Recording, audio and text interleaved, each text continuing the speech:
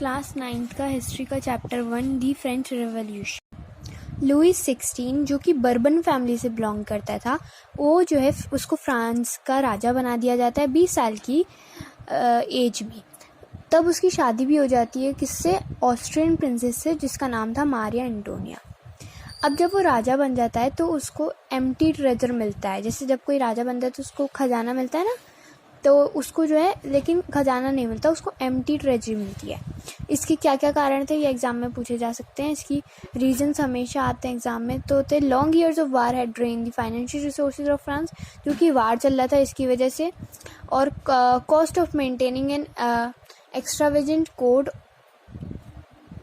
Eight the France at the immense place of Versailles, यानी कि जो वर्साइल थी ना, उसके कॉस्ट को उसको मेंटेन करने के लिए भी कॉस्ट लगती थी, बहुत ज़्यादा पैसे लगते थे उसको मेंटेन करने के लिए, यानी कि जो राजा का पैलेस होता था। फ्रांस ने उस टाइम में 13 अमेरिकन कॉलोनीज़ की मदद की थी कि कॉमन एनिमी ब्रिटेन से इंडिपेंडेंस पाने में, यानी कि उस टाइम में उन दोनों का ही एक कॉमन एनिमी था जो था ब्रिटेन, क्योंकि उसने बहुत ज़्यादा कब्जा कर रखा था फ्रांस के ऊपर भी, अमेरिकन में भी। तो फ्रांस ने जो है 13 अमेरिकन कॉलोनीज़ की मदद की थी to gain the independence from the common enemy Britain. The war added more than billion livres, उनके ऊपर कर्जा चढ़ता जा रहा था, और जो लेंडर्स थे जिन्होंने उन्हें लोन दिया था, अब वो उनसे जो है 10% इंटरेस्ट पर लोन्स देने लगे थे, यानी कि 10% इंटरेस्ट लगेगा। Why state was force to increase taxes, तो to meet its regular expenses, यानी कि ताकि वो रेगुलर एक्सपेंसेस जो हैं वो हो सके, such as cost of maintaining an army का मेंटेन करने के लिए, कोर्ट मेंटेन करने के लिए, गवर्नमेंट ऑफिसेस या फिर यूनिवर्सिटीज़ चलाने के लिए। स्टेट जो थी फोर्स थी टैक्स बढ़ाने के लिए, क्योंकि इतने सारे कारण थे तो उन्हें टैक्स बढ़ाना ही पड़ता। अब फ्रांस की सोसाइटी उस टाइम 3 स्टेट्स में बटी हुई थी। एक थी क्लर्जी, एक थी नोबेलिटी, और तीसरी थी कॉमन पीपल। ये फर्स्ट स्टेट, ये सेकंड स्टेट, ये थर्ड स्टेट। क्लर्जी में चर्च के लोग होते हैं जो चर्च में काम करते थे, एंड नोबेलिटी में किंग हो गया, किंग की फैमिली हो गए, रिलेटिव्स हो गए। और कॉमन पीपल में तो हम जैसे कॉमन पीपल जैसे कि पीजेंट्स, आर्टिशंस और जितने भी आम लोग हैं वो सब, उनको जो है टैक्स पे करना पड़ता था। सिर्फ टैक्स जो है ना कॉमन पीपल को थर्ड स्टेट के लोगों को पे करना पड़ता था। ये दोनों जो है क्लर्जी और नोबेलिटी, वो अपने फ्यूडल प्रिविलेजेस को एंजॉय करते थे जो कि उन्हें बर्थ से मिलते थे। यानी अगर किसी के पूर्वज या फिर कह ले किसी के पापा या किसी के दादा जो हैं वो राजा हैं, तो फिर उनका बेटा भी राजा बनेगा। ऐसे जो है उनकी जो फ्यूडल प्रिविलेजेस होते थे ना, वो उन्हें बर्थ से मिलते थे इन दोनों को। लेकिन थर्ड स्टेट को सफ़र करना पड़ता था क्योंकि उन्हें हाई टैक्सेस को पे करना पड़ता था। उस टाइम में 2 तरीके के टैक्सेस होते थे, एक थे टिथ और एक थे टेल। टिथ जो होते थे, चर्च के जो लोग होते थे ना, वो अपना शेयर एक्सट्रैक्ट करते थे 1/10 of the agriculture product. Suppose एक थर्ड स्टेट के मेंबर ने जो है, ये जो होता था ये चर्च के लोग एक्सट्रैक्ट करते थे, और जो टेल होता था वो जो है डायरेक्ट पे किया जाता था स्टेट को। ठीक है। What were the causes of subsidiary crisis. सबसे पहले ये जान लेते हैं सब्सिस्टेंस क्राइसिस क्या होता है। तो सब्सिस्टेंस क्राइसिस होता है एक extreme situation where the basic means of livelihood are endangered, यानी कि किसी कॉमन पीपल का, कॉमन पर्सन का जो है बेसिक मीन्स ऑफ लाइवलीहुड, यानी कि उसकी जो ज़रूरतें हैं वो खतरे में हो। जैसे खाना ना मिलना, पानी ना मिलना, है ना। तो उस टाइम में पॉपुलेशन जो है रोज़ हो गई थी 23 बिलियन से 28 मिलियन तक। 23 मिलियन से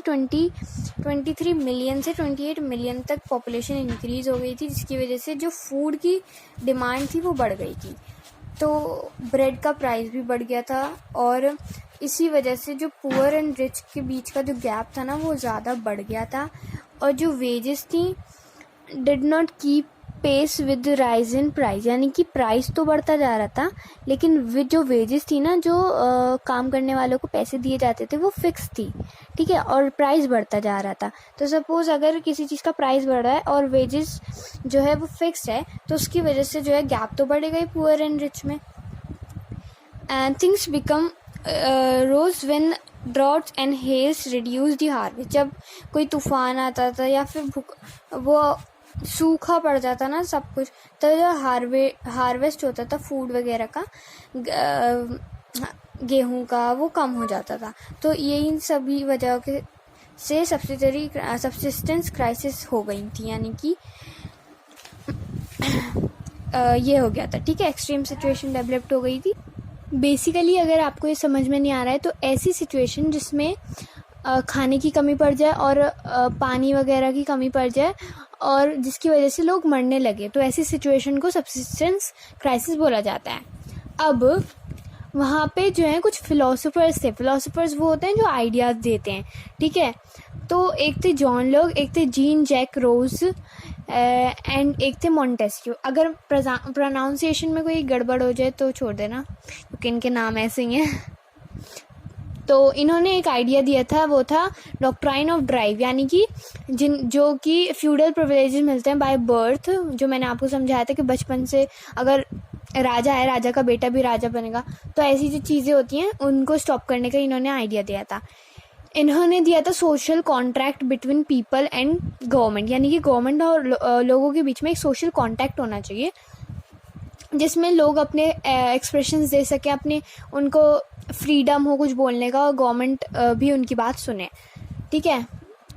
मॉन्टेस्क्यू ने दिया था this split of the laws, यानी कि लेजिस्लेटिव, एग्जीक्यूटिव एंड जुडिशरी को उन्हें अलग अलग कर देना चाहिए। लेकिन उस टाइम में क्या था, राजा के पास सारी पावर थी, वही ये भी लेजिस्लेटिव भी था, वही एग्जीक्यूटिव का भी काम करता था, वही जुडिशरी का भी काम करता था। तो इन तीनों फिलोसोफर्स ने अपने आइडियाज़ को कैसे स्प्रेड किया, इन्होंने स्प्रेड किया अपने आइडियाज़ को, ये न्यूज़पेपर्स के ज़रिए इन्होंने अपने आइडियाज़ को स्प्रेड किया। अब हम आ जाते हैं what were the reasons for the outcome of revolution. अब इतनी सारी प्रॉब्लम्स चल रही थी तो रेवोल्यूशन तो आना ही था ना।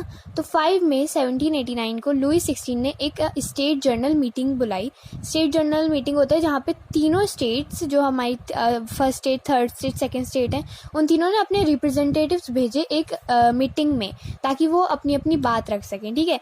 तो इसमें क्या होता है, फर्स्ट एंड सेकेंड स्टेट के जो रिप्रेजेंटेटिव थे वो 300 ईच थे, यानी कि फर्स्ट एंड सेकेंड स्टेट के जो रिप्रेजेंटेटिव थे ना वो 300 थे ईच, ठीक है।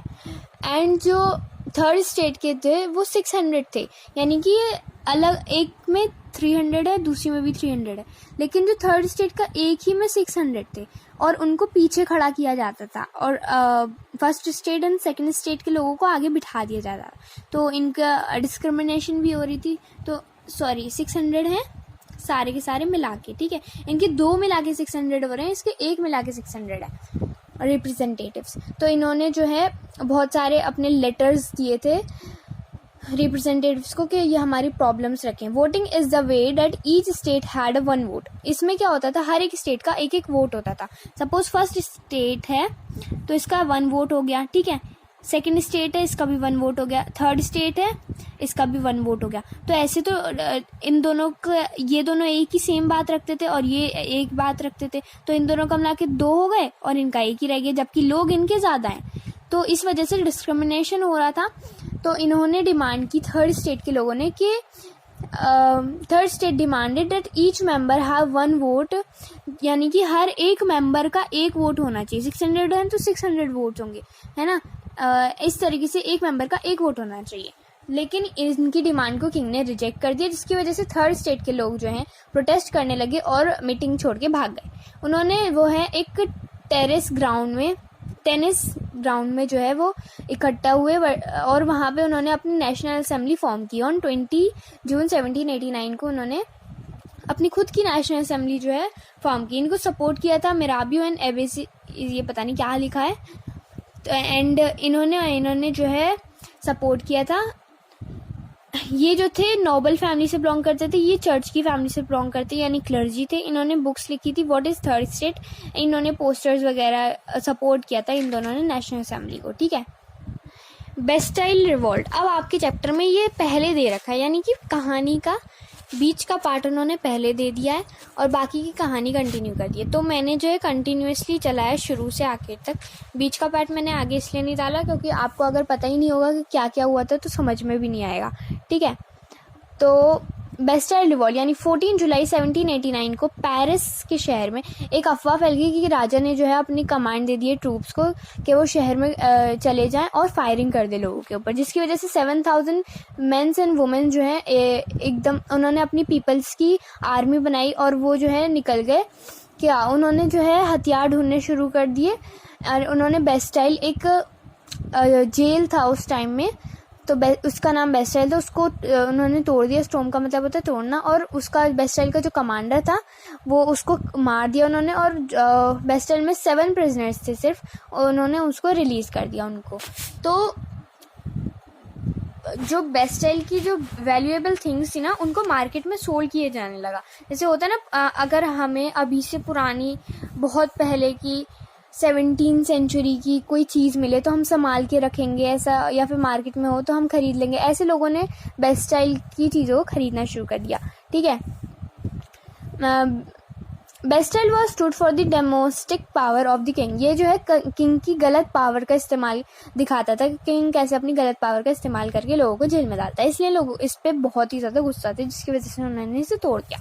ठीक है, अब आउटकम ऑफ रिवोल्ट यानी कि अब ये सब जो हो रहा था उसके बाद क्या हुआ, पीपल्स ने जो है कैस्टल्स जो थे यानी कि जो पैलेस वगैरह होते हैं नॉबल्स के, उनके ऊपर अटैक करना शुरू कर दिया। उन्होंने डॉक्यूमेंट्स जला दिए, सारे रिकॉर्ड्स जिनमें जो है यानी कि जिनमें ये सब लिख रखा था ना कि थर्ड स्टेट को जो है टैक्स पे करना पड़ेगा, उनको क्लर्जी नोबिलिटी अपने फ्यूडल प्रिविलेजेस पे ऐश करेंगे। तो ये जिन डॉक्यूमेंट्स में ये सारी चीज़ें रूल्स वगैरह लिख रखे थे उनको इन्होंने जला दिया, बर्न कर दिया। And womens in anger storm into the bakery shops, womens ने जो है बेकरी शॉप्स तोड़ दी। और ये सब जब हो रहा था यानी कि जब नेशनल असेंबली बनी, बेस्टाइल रिवॉल्ट हुआ, ये सारी आउटकम ऑफ रिवॉल्ट हुआ, जिसके चक्कर में Louis finally recognise the national assembly and accept the constitution. वो फाइनली उसने जो है नेशनल असेंबली बनने दी और कॉन्स्टिट्यूशन को एक्सेप्ट कर लिया। अब ऑन 4 अगस्त 1789, ये जितनी भी डेट्स हैं ना सारी 1789 में, आप इनमें कंफ्यूज नहीं होना। देखिए 1789 बस आपको ये याद करनी है, 4 अगस्त, 14 जुलाई 1789। ठीक है, और दिखाऊं 20 जून 1789, 5 मई 1789, बस ये याद कर लेना। और एक डेट जो है अलग से वो है नहीं, हाँ ऐसी ये है 1774, बस ये अलग सी एक डेट है, बाकी सारी आपकी 1789 में ही है। तो आ जाते हैं टॉपिक पर फिर से। अब 4 अगस्त 1789 में क्या होता है, असेंबली ने जो है फ्यूडल सिस्टम ऑफ टैक्स को जो है वो बंद कर दिया था, बैन कर दिया, यानी कि अब clergy, nobility and third state तीनों ही टैक्स पे करेंगे, और जो उनको बर्थ से प्रिविलेजेस मिलते थे उनको सबको छीन दिया था। ठीक है, अब फ्रांस जो है एक कॉन्स्टिट्यूशनल मोनार्की बन गई थी, यानी राजा का राजा भी था लेकिन वो जो है कॉन्स्टिट्यूशन के हिसाब से चलेगा। नेशनल असेंबली ने कॉन्स्टिट्यूशन को बना लिया था 1791 में, यहाँ पे एक अलग डेट आती है। तो जो पूरा कॉन्स्टिट्यूशन होता है ना, लिखना वगैरह सारी चीज़ें छाट के कि क्या चीज़ सही है इसमें लिखनी चाहिए, वो सारा जो उन्होंने कॉन्स्टिट्यूशन बनाया था वो 1791 में पूरा हो चुका था। पावर नाउ सेपरेटेड, यानी कि जो पावर्स थी, अब कॉन्स्टिट्यूशन है तो ऑफ कोर्स पावर सेपरेट हो जाएंगी लेजिस्लेटिव, एग्जीक्यूटिव एंड जुडिशरी में। अब थे वहाँ पे जो है 2 टाइप के सिटीजन्स थे, एक थे एक्टिव सिटीजन्स, एक थे पैसिव सिटीजन, यानी man above 25 years ago who paid tax equal to at least 3 days of labour's wage, यानी कि उन्होंने 1 महीने काम किया, जो 3 दिन की उनकी तनख्वाह होती है यानी कि जो उनकी वेज होती है वो उन्हें टैक्स में पे करनी पड़ती थी। 25 ईयर्स अबव 25 ईयर्स के जो मेंस होते थे, ठीक है, वुमेन्स नहीं थी उसमें, सिर्फ मेंस थे। तो ये होते थे active citizens and passive citizens, जो कि बाकी के बचे हुए यानी 25 से नीचे वाले मेंस हो गए, वुमेन्स हो गई, जिनको कोई वोटिंग राइट नहीं था। भले ही कॉन्स्टिट्यूशन बन गया था बट अभी भी जो है ढंग से ठीक तरीके से उन्हें वोटिंग राइट नहीं मिला था। हाउ फ्रांस एच आएगा यहाँ, how France abolish monarchy and become a republic. अब क्या होता है, लुइस 16 जो है सीक्रेटली प्लान कर रहा था नेशनल असेंबली को ब्रेक करने का। ठीक है, तो उसने जो है प्रशिया, ऑस्ट्रिया, इन सारी जो कंट्रीज थी उनसे मदद लिया। अब आप सोच रहे होंगे कि ये सारी कंट्रीज उसकी मदद क्यों करेंगे, क्योंकि ऑस्ट्रिया है जैसे, तो उसकी वाइफ वहाँ से ऑस्ट्रिया से बिलोंग करती थी, तो वो अपने बेटी के हस्बैंड की तो मदद करेंगे ही ना, तो इसलिए ऑस्ट्रिया, प्रशिया इन सब से मदद ली, सीक्रेटली वो बनाने लगा था प्लान ताकि वो नेशनल असेंबली को ब्रेक कर सके। लेकिन इससे पहले कि वो ये कर पाता, नेशनल असेंबली ने धावा बोल दिया 1792 में और डिक्लेयर कर दी वार अगेंस्ट किसके, प्रशिया एंड ऑस्ट्रिया, क्योंकि यही तो साथ दे रहे थे उसका। तब thousands of volunteers join the army, यानी कि वो बहुत सारे वॉलंटियर्स ने उस टाइम में आर्मी ज्वाइन की। एक पेट्रियाटिक सॉन्ग वहाँ पे गाया गया जो वॉलंटियर्स ने गाया था, वो था, उसका नाम था मरसाइल, ठीक है। तो वो जो है रॉगेट डी, पता नहीं कैसे नाम है इनके, ठीक है, रॉगेट डी लाइस ने जो है गाया था। एंड ये जो है बाद में फ्रांस का नेशनल एंथम बन गया। तो मोटिवेशनल सॉन्ग था ये एक वहाँ का, फिर बाद में नेशनल एंथम बन गया।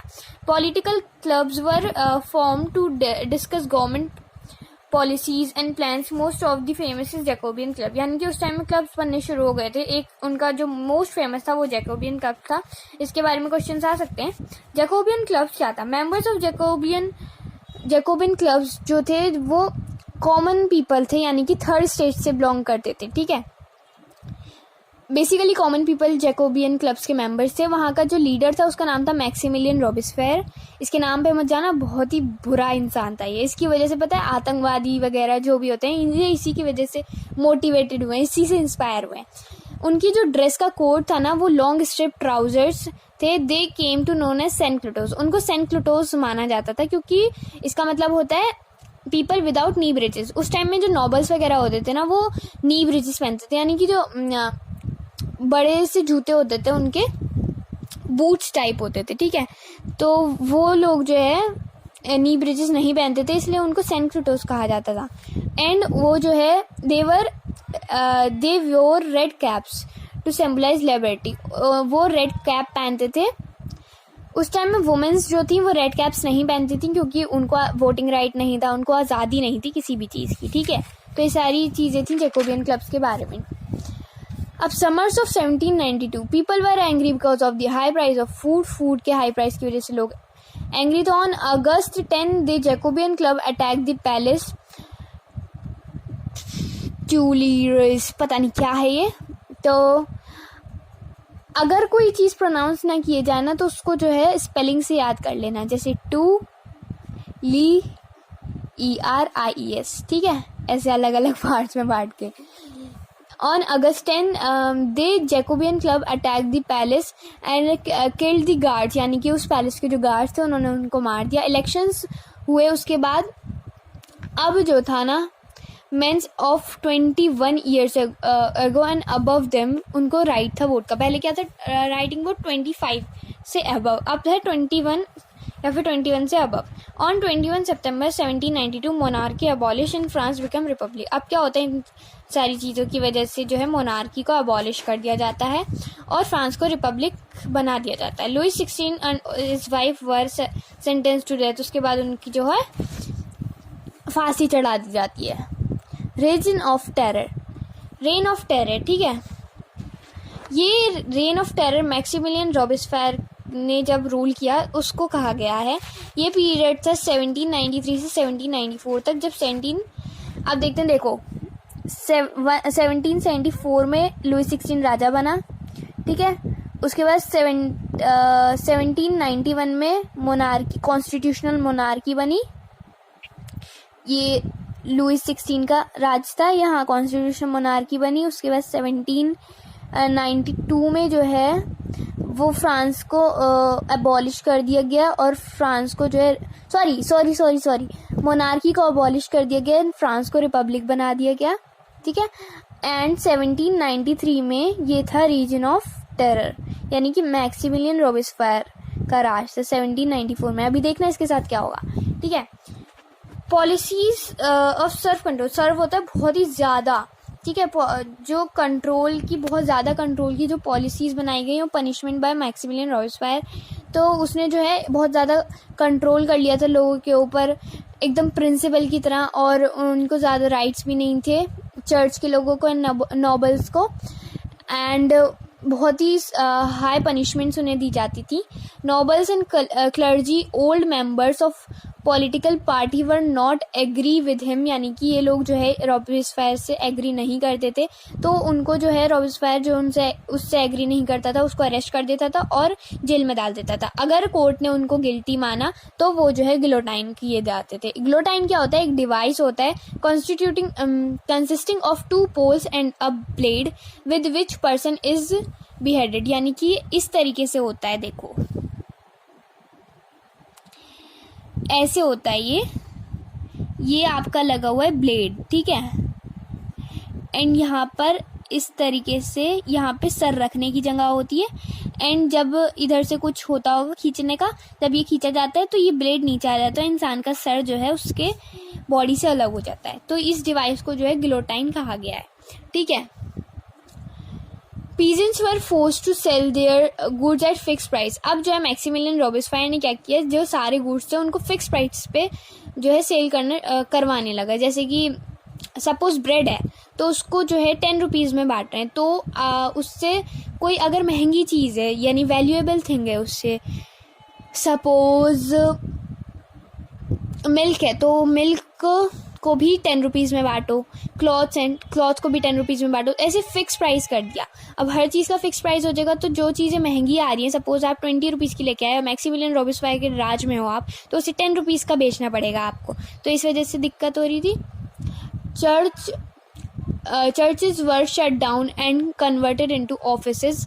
तो चर्च जो थी उनको बंद करवा दिया था उसने, उनकी जगह उसने अपने ऑफिसेज बना लिए थे। ऑल मेंबर्स आर कॉल्ड सिटियन, यानी कि ये फ्रांस में लिखा है सिटीजन, सबको जो है सिटीजन्स कहा जाता था। एंड ना ही किसी को मॉन्सियर कहा जाता था, मॉन्सियर कहते हैं सर को, और ना ही मैडम ही कहा जाता है यानी माँ, सबको सिटीजन्स कहा जाता है। चलो ये तो अच्छी बात है, ठीक है, कोई एक तो अच्छी बात की उसने। फाइनली मैक्सिमिलियन रॉबेस्पियर की हाई पनिशमेंट सेल्फ कंट्रोल की वजह से उसको भी खुद को ही गिलोटाइन होना पड़ता है जुलाई 1794 में, ठीक है। अब क्या होता है, हमने यहाँ तक पढ़ा, ये उसका राज था, रीजन ऑफ टेरर। 1794 में मैक्सिमिलियन रॉबेस्पियर का जो 1794 में मैक्सिमिलियन रॉबेस्पियर का जो राज था वो ख़त्म हो जाता है, ठीक है, रॉबेस्पियर डी एंड हो जाता है। अब क्या होता है, मैक्सिमिलियन रॉबेस्पियर चला गया, अब डायरेक्टरी रूल करती है किसको, फ्रांस को। अब क्या होता है, जैकोबियन जैसे ही गिरता है ना, तब वेल्दी और मिडिल क्लास के जो लोग होते थे, यानी कि एक तो होते हैं पुअर, एक तो होते हैं मिडिल क्लास। अब मिडिल क्लास में भी होते हैं कुछ जो कि मिडिल क्लास में जो होते हैं थोड़े वेल्दियर होते हैं, यानी रिच से थोड़ा नीचे होते हैं, मिडिल क्लास से थोड़ा सा ऊपर होते हैं, बीच के होते हैं, ठीक है। तो वेल्दियर मिडिल क्लास जैकोबियन गिरा, तो न्यू कॉन्स्टिट्यूशन जो है उन लोगों ने बनाया, डायरेक्टरी ने बनाया। डायरेक्टरी होते हैं 5 लोग जब रूल करते हैं, ठीक है। Denied the vote to a non property section of society. इस कॉन्स्टिट्यूशन में क्या था, 3 चीज़ें थी, मतलब और भी होंगी, मेन 3 चीज़ें लिखी हैं बुक में। एक है कि वोट को जो नॉन प्रॉपर्टी सेक्शन है ना सोसाइटी का, उसको वोट का हक नहीं दिया गया, राइट नहीं है उनको। It provide for 2 elected legislative councils, यानी कि यहाँ पे जो है ना 2 इलेक्टेड लेजिस्लेटिव काउंसिल्स बनाई गई, एक लेजिस्लेटिव और दूसरी लेजिस्लेटिव, 2 बनाई गई, ठीक है। These then appointed directory and executive mode. Directory बनाई इन्होंने, executive made up of 5 members. यही है कि इन दोनों लेजिस्लेटिव ने इलेक्शंस किए, ठीक है। अब इन दोनों ने इलेक्शंस किए तो इन्होंने 5 लोगों की डायरेक्टरी बनाई, यानी कि एग्जीक्यूटिव बनाई, ठीक है। इसमें क्या होता है, इसको एंड करना पड़ता है क्योंकि जब 2 लोग रूल करेंगे तो उनके बीच में ऑफ कोर्स झगड़े भी होंगे, है ना, और झगड़े होंगे तो फिर ढंग से कोई एक भी रूल नहीं कर पाएगा, इसकी वजह से इसको भी बंद करना पड़ जाता है बाद में। What were the role of womens in revolution. रुको थोड़ा सा बच गया है। The political instability of directory, यही कहा गया कि पॉलिटिकल जो उसकी इंस्टेबिलिटी थी ना, वो स्टेबल नहीं रहे, वो पॉलिटिकली लड़ते रहे कि मैं ये वाला रूल बनाऊंगा, हम ये वाला रूल बनाएंगे। सॉरी, ये नहीं लड़ रहे थे, ये जो 5 मेंबर्स है ना, ये आपस में लड़ रहे थे कि ये रूल ठीक नहीं है, ये रूल ठीक है। तो इनकी इनस्टेबिलिटी की वजह से जो है नेपोलियन बोनापार्ट नाम का एक बंदा है, उसको जो है वो आने का मौका मिल जाता है, ठीक है। Prove the way of for the, ये जो है उसका रास्ता क्लीन कर देते हैं। अब वुमेन्स का ये थोड़ा बीच का पार्ट है। वुमेन्स ने क्या रोल निभाया रेवोल्यूशन में। Womens of third state work for living such as, यानी कि जब उनके हस्बैंड जो है वार पर जाते थे, जैसे वार देखे हमने बहुत सारे हैं ना, तो लड़ाइयाँ देखी, तब वुमेन्स ने जो है घर के भी काम करने होते थे और बच्चों को संभालने के लिए उनको बाहर के भी काम करने पड़ते थे पैसा कमाने के लिए, ठीक है। तो रोज़ाना के खर्चे के लिए वुमेन्स ने जो है नोबल्स के घरों में या मिडिल क्लास लोगों के घर में काम करना शुरू कर दिया, ठीक है। And they have to manage both, उनको अपनी फैमिली भी मैनेज करनी पड़ती थी, वर्क भी मैनेज करना पड़ता था। जो वुमेन की वेजेस थी ना, काम की जो तनख्वाह मिलती थी वो मेन से कम होती थी। दे स्टार्ट देयर क्लब्स, उन्होंने अपने क्लब्स बनाए राइज, ताकि वो अपनी वॉइस को राइज कर सकें। यानी कि उन क्लब्स में उन्होंने बहुत सारी चीज़ें मांगी, जैसे कि गर्ल्स के लिए स्कूल वगैरह, भी हम पढ़ेंगे आगे। दे डिमांडिंग वोटिंग राइट, वहाँ पे उन्होंने वोटिंग राइट भी मांगा। और इन सारी चीज़ों की वजह से जो गवर्नमेंट थी उसने कुछ लॉज जो हैं वुमेन्स को दे दिए, ठीक है। Schools for girls are allowed, यानी कि गर्ल्स के लिए स्कूल जो है खोल दिया गया। अब कोई भी फोर्स नहीं किया जाता था मैरी करने के लिए, कोई भी गर्ल, ताकि शादी के लिए उसको फोर्स नहीं किया जाता था उसकी मर्जी के बगैर। डिवोर्स को लीगल कर दिया था, अब डिवोर्स ले सकती थी women. And now they can train for job, यानी कि छोटे मोटे जॉब्स के लिए वो ट्रेनिंग ले सकती थी और अपने स्मॉल बिजनेसेस भी स्टार्ट कर सकती थी। Finally in 1946 that women in France won the voting right. अब देखो हमें इंडिपेंडेंस मिल गई थी, ठीक है, 1947 में। एंड ये जो है इनको वोटिंग राइट मिला हमारे भी बाद, नहीं हमारे मतलब जब हमें मिला उसके तो थोड़ा आसपास जो है इनको मिला है, ठीक है। तो कितना 17, हमने अभी पढ़ा कि 1794 में जो है रॉइस फायर का एंड हो गया था। इससे 1946 में जो है वुमेन्स को वोटिंग राइट मिला। कितना गैप है। अब आ जाते हैं slavery, abolition of slavery. Slavery trade began हुआ था 17वीं सेंचुरी में। ये एक ट्रायंगुलर स्लेव था, यानी कि यूरोप है, ये यूरोप है, ठीक है, ये अमेरिका है, ये अफ्रीका है। अफ्रीका से स्लेव्स को लाया जाता था, अमेरिका के जो मर्चेंट्स वगैरह होते थे वो लेके जाते थे और इनको जो है यूरोप में सेल कर देते थे। तो इस तरीके से ये ट्रायंगल बन जाता था, इसलिए इसको ट्रायंगुलर स्लेव ट्रेड बोला गया है। फ्रांस के जो मर्चेंट्स होते थे वही लिखा है इसमें, अफ्रीका से लाते थे एंड प्लांटेशन ऑनर्स को भेज दिया करते थे। ओल्ड रिजीम में, जब ओल्ड रिजीम चल रहा था, यानी कि जब पुराना समय चल रहा था लुइस 16 से तब जो है थोड़े से लिटिल क्रिटिसिज्म्स होते थे स्लेवरी इन फ्रांस में, ठीक है। यानी कि उसके बाद नेशनल असेंबली जब आती है तब लॉन्ग डिबेट्स होने लग गए, यानी कि जब नेशनल असेंबली बन जाती है तो लोगों ने डिबेट्स स्टार्ट करनी किसके ऊपर, कि स्लेवरी को बंद करना चाहिए, कोई लॉ पास करना चाहिए स्लेवरी को। लेकिन कोई लॉ पास नहीं हुआ उसमें, बस डिबेट्स ही करते रह गए वो। उसके बाद 1794 में एक लेजिस्लेटिव जब बनी थी, जो डायरेक्टरी आई थी, तब उस टाइम में ना उनको कन्वेंशन बोला जाता था। जो नया कॉन्स्टिट्यूशन बना था ना उसको कन्वेंशन बोला जाता था, जो नई गवर्नमेंट बनी थी। तो 1994 में जो है उन्होंने फाइनली स्लेवरी को बंद कर दिया। एंड उसके बाद नेपोलियन आया, उसने फिर से रीइंट्रोड्यूस कर दी स्लेवरी। अब finally slavery abolition France colony इन 1848 में फाइनली जो है अबॉलिश हो गई थी स्लेवरी। अब हम पढ़ेंगे इसके बारे में, ठीक है। उससे पहले हम रिवॉल्यूशन एवरीडे लाइफ पढ़ लेते हैं। जब एबॉलिशन ऑफ सेंसरशिप होगा तभी तो फ्रीडम ऑफ प्रेस मिलेगी। यानी कि जब सेंसरशिप होता है कि राजा की मर्जी से कोई भी चीज़ छपनी, राजा को खुश करने के लिए वो अच्छी अच्छी चीज़ें छाप देते थे ना, वो जब वो एबॉलिश हो जाएगी वो चीज़, तभी तो फ्रीडम बढ़ेगी प्रेस की। यानी कि लोग अपनी जो चीज़ चल रही है सच में वो प्रेस में बता पाएंगे, यानी कोई दिक्कत है तो वो बता पाएंगे। Freedom of speech, expressions to be natural right, ये सारी चीज़ें जो है रेवोल्यूशन जब हो रहा था तो उन्हें फ्रीडम मिल गई स्पीच की, एक्सप्रेशंस की, और बहुत सारे प्लेज होने लगे, सॉन्ग्स गाने लगे, फेस्टिवल प्रोग्राम्स इंट्रोड्यूस किए गए। And bridges the gap people who can't read, और जो लोग रीड नहीं कर पाते थे उनके लिए प्लेज होते थे, सॉन्ग्स होते थे, फेस्टिवल प्रोग्राम्स फेस्टिव्स होते थे, ये सारी चीज़ें होती थी, ठीक है, तो ताकि वो लोग समझ सकें। अब है the rise of Napoleon Bonaparte, ये लास्ट है हमारा टॉपिक। 1804 में नेपोलियन बोनापार्ट जो था आया, उसने अपने आप को फ्रांस का राजा बता दिया। फिर से मोनार्की आ गई। देखो इस बारे में आप जो है ना 10th में पढ़ोगे। ही इंट्रोड्यूस मेनी लॉज, उसने बहुत सारे लॉज बनाए, ठीक है, जैसे कि protection of private property, uniform system of weight, ठीक है, ये सारे लॉज लाया। कुछ पीपल उससे खुश भी थे, कुछ पीपल उनसे जो थे खुश नहीं भी थे, ठीक है। वैसे तो सबका अपना अपना पर्सपेक्टिव था, पॉइंट ऑफ व्यू था। ही फाइनली यानी वो फाइनली हार गया। वाटरलू नाम की एक जगह थी, वहाँ पर 1815 में वो हार गया। 1804 में आया था और 15 में हारा है, बहुत लंबा है।